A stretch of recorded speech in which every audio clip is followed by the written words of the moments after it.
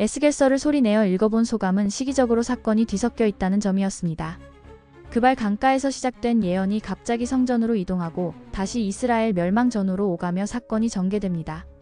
개괄적인 흐름을 미리 알지 못하면 이해하기 어려울 수 있지만 계속 읽어나가면서 점차 에스겔이 선포하는 메시지의 흐름이 보이기 시작했습니다. 에스겔이 태어나서 죽을 때까지 유다의 상태는 급격하게 변화하였습니다. 나라가 멸망하기 전과 멸망한 후 그리고 바벨론 포로 생활까지 이어지는 예언을 보면 하나님의 심판과 회복의 과정이 점진적으로 진행됨을 알 수 있습니다.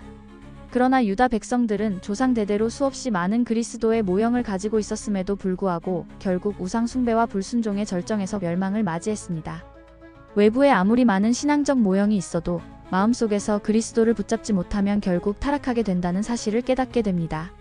심지어 그들의 타락은 이방 나라보다 더 심각했고 태어나는 세대에게 언약을 전달하지 못한 결과 영적 타락은 더욱 가속화되었습니다. 그러나 하나님의 은혜는 멸망 속에서도 지속되었습니다. 에스겔을 통해 하나님은 포로로 끌려간 유다 백성들에게도 계속 예언을 전하셨습니다. 바벨론 강가에서 예언된 메시지는 그들에게 남은 소망을 붙잡을 기회를 주었습니다. 이들은 완전히 절망한 상태에 있었으며 하나님의 심판을 목격한 후에는 그들의 우상이 무너지고 나라가 멸망한 현실 속에서 살아가야 했습니다. 이 상황에서 하나님은 여전히 언젠가 회복될 것이라는 언약을 주셨습니다. 결국 하나님의 말씀을 붙들고 살아가는 자와 멸망 속에서 체념하며 사는 자의 차이는 인생을 살아가는 자세를 완전히 다르게 만들 것입니다. 중반부로 가면서 에스겔은 주변 나라들의 멸망도 예언합니다.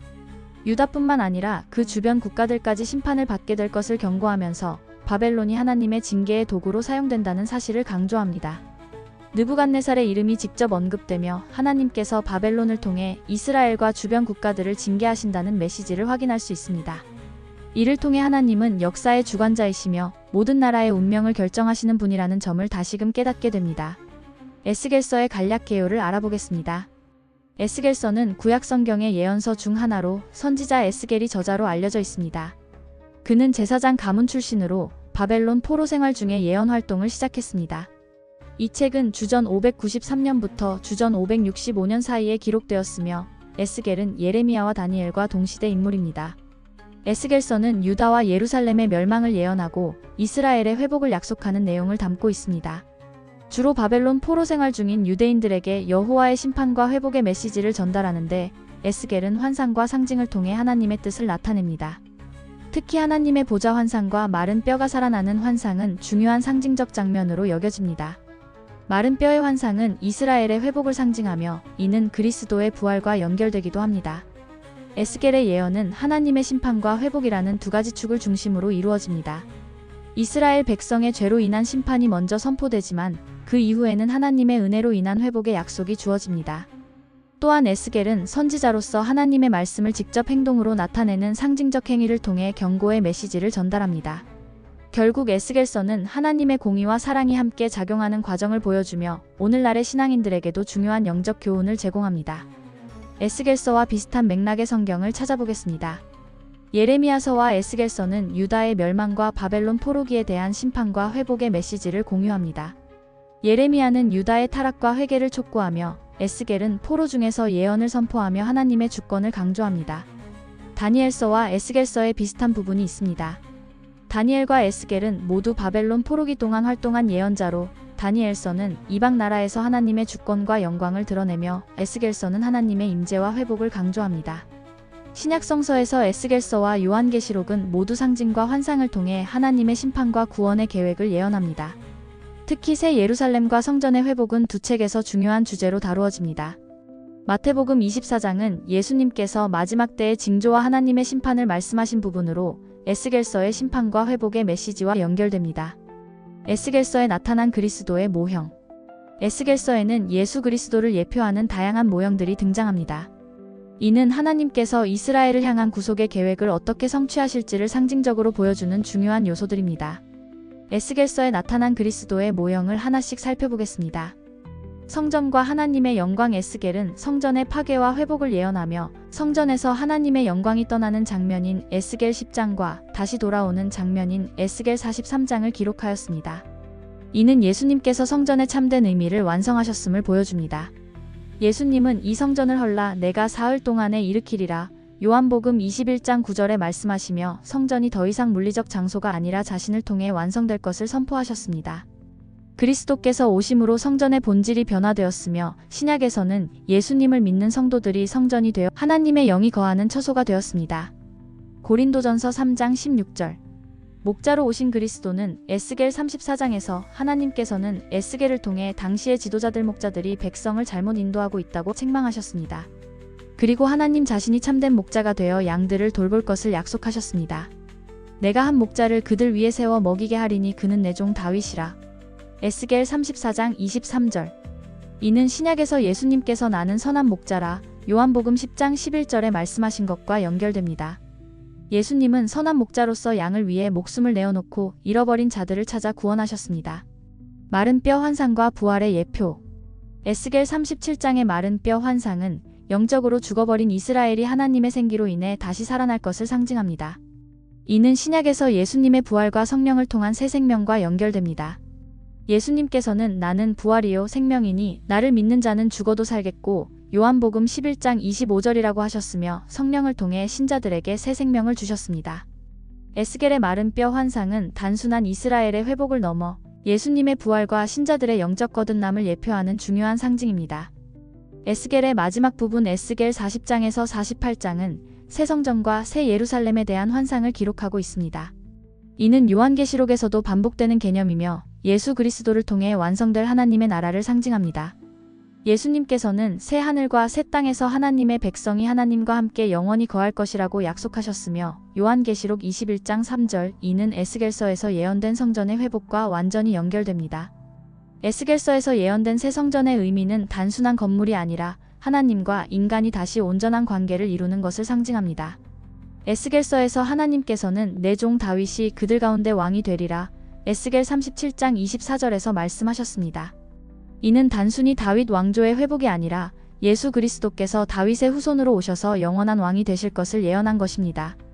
신약에서 마태복음 1장은 예수님이 다윗의 혈통에서 오신 메시아임을 강조하며 누가복음 13장 2절에서 33까지 예수님께서 그의 조상 다윗의 왕위를 이어받아 영원히 다스리실 것이라고 말씀하셨습니다. 예수님은 이스라엘뿐만 아니라 모든 민족을 다스리는 영원한 왕으로 오셨으며 그분의 통치는 하나님의 나라에서 영원히 지속될 것입니다. 에스겔 47장에서는 성전에서 흘러나오는 생명의 강이 등장합니다. 이 강물은 마른 땅을 적시고 모든 생명을 소생시키는 역할을 합니다. 이는 요한복음 7장 38절에서 예수님께서 나를 믿는 자는 성경의 이름과 같이 그 배에서 생수의 강이 흘러나오리라고 하신 말씀과 연결됩니다. 생명의 강은 예수 그리스도를 통해 성령께서 신자들에게 임하심을 상징하며 하나님 나라의 회복과 풍성한 생명을 예표하는 중요한 장면입니다. 사탄의 공격과 영적 전쟁. 창세기 3장 15절은 인간의 타락과 함께 시작된 사탄과 인류 간의 영적 전쟁을 명확히 보여줍니다. 하나님께서는 뱀에게 내가 너와 여자 사이에 내 후손과 여자의 후손 사이에 원수를 두리니 여자의 후손은 내 머리를 상하게 할 것이요 너는 그의 발꿈치를 상하게 할 것이니라. 창세기 3장 15절에 말씀하셨습니다. 이 구절은 사탄과 하나님의 구속계획 사이의 영적 갈등을 보여주며 에스겔서에서도 이 영적 전쟁의 전개가 구체적으로 나타납니다. 사탄은 끊임없이 하나님의 백성을 타락시키고 하나님과의 언약을 깨뜨리려 했습니다. 에스겔 8장에서 나타난 성전 안의 우상 숭배는 이스라엘 백성이 하나님의 명령을 거부하고 사탄의 유혹에 빠졌음을 보여줍니다.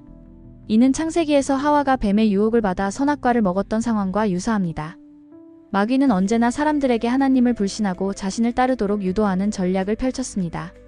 사탄은 사람들을 속이기 위해 거짓된 지도자들을 사용합니다. 에스겔 13장에서 하나님께서는 거짓 예언자들을 강하게 책망하시며 그들이 백성들에게 거짓된 희망을 심어주고 있다고 말씀하셨습니다. 이는 창세기에서 사탄이 너희가 결코 죽지 아니하리라 창세기 3장 4절이라고 하며 하와를 속였던 방식과 동일합니다. 오늘날에도 사탄은 사람들이 죄를 심각하게 여기지 않도록 거짓된 교훈과 세속적 가치관을 퍼뜨립니다. 사탄의 또 다른 전략은 하나님의 경고를 무시하도록 만드는 것입니다. 에스겔서에서 백성들은 선지자의 메시지를 듣고도 회개하지 않았으며 오히려 조롱하였습니다. 에스겔 33장 32절. 이는 창세기에서 아담과 하와가 하나님의 명령을 듣고도 불순종했던 모습과 닮아 있습니다. 하나님께서는 이러한 영적 무관심을 심판하셨으며 결국 예루살렘은 바벨론에 의해 멸망하였습니다. 사탄은 사람들이 회개하지 못하도록 방해합니다. 에스겔 18장에서 하나님께서는 악인이 돌이켜 그가 행한 모든 죄에서 떠나 내 모든 율례를 지키고 법과 의를 행하면 반드시 살고 죽지 아니할 것이라 에스겔 18장 21절이라고 말씀하셨습니다. 그러나 사탄은 사람들에게 죄책감을 심어주거나 혹은 죄를 가볍게 여기도록 만들어 회개할 기회를 놓치게 합니다. 창세기에서 아담과 하와가 죄를 지은 후 하나님을 피해 숨었던 것처럼 창세기 3장 8절 인간은 본능적으로 자신의 죄를 숨기고 외면하려 합니다. 영적 전쟁에서 승리하기 위한 하나님의 말씀과 기도의 중요성. 사탄의 공격에서 승리하기 위해서는 하나님의 말씀과 기도가 필수적입니다. 예수님께서는 사탄의 시험을 받을 때 하나님의 말씀으로 대적하셨습니다. 아마 44-10. 에스겔서에서도 하나님의 말씀을 듣고 순종하는 자들에게 회복이 약속되었습니다. 에스겔 36장 26절에서 27절. 신앙인들은 영적 전쟁에서 승리하기 위해 하나님의 말씀을 붙잡고 기도로 무장해야 하며 창세기 3장 15절에서 예언된 대로 여자의 후손으로 오신 예수 그리스도를 통해 궁극적인 승리를 확신할 수 있습니다. 현대인에게 에스겔서는 무엇을 알려주고 행동하도록 하는가? 에스겔서는 단순한 역사적 기록이 아니라 하나님의 심판과 회복의 메시지를 통해 현대인들에게 중요한 영적 교훈을 제공합니다. 창세기 3장 15절에서 언급된 여자의 후손과 뱀의 후손 간의 영적 전쟁은 에스겔서에서도 구체적으로 나타납니다. 이 책은 하나님께서 어떻게 자신의 백성을 심판하시면서도 궁극적으로 구원의 계획을 이루어 가시는지를 보여줍니다. 하나님의 공의와 사랑을 인식하라. 에스겔서는 하나님께서 죄에 대해 철저히 심판하시지만 동시에 회복을 약속하시는 분임을 보여줍니다. 현대인들도 하나님의 공의와 사랑을 올바르게 이해하고 죄에 대한 경각심을 가져야 합니다. 영적 전쟁에서 깨어 있어야 한다. 사탄은 끊임없이 우리를 유혹하여 하나님과의 관계를 단절시키려 합니다. 에스겔서에서 이스라엘이 사탄의 거짓말에 속아 우상숭배로 빠졌던 것처럼 현대인들도 세속적 가치관과 거짓된 가르침에 노출되어 있습니다. 우리는 성경의 진리를 분별하고 하나님의 말씀으로 무장하여 사탄의 전략을 분쇄해야 합니다.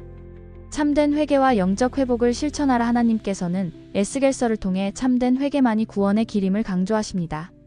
단순한 후회가 아닌 죄에서 돌이켜 하나님께 돌아가는 삶이 필요합니다. 현대 신앙인들도 개인적인 회개뿐만 아니라 가정과 사회 속에서 하나님의 뜻을 실천해야 합니다. 그리스도 안에서 새 삶을 살아가라. 에스겔서의 회복의 메시지는 예수 그리스도 안에서 완전히 성취되었습니다. 그리스도를 따르는 자들은 성령을 통해 새 생명을 얻었으며 하나님의 나라를 소망하며 살아가야 합니다. 현대인들은 이 진리를 붙잡고 매일의 삶에서 믿음을 실천해야 합니다.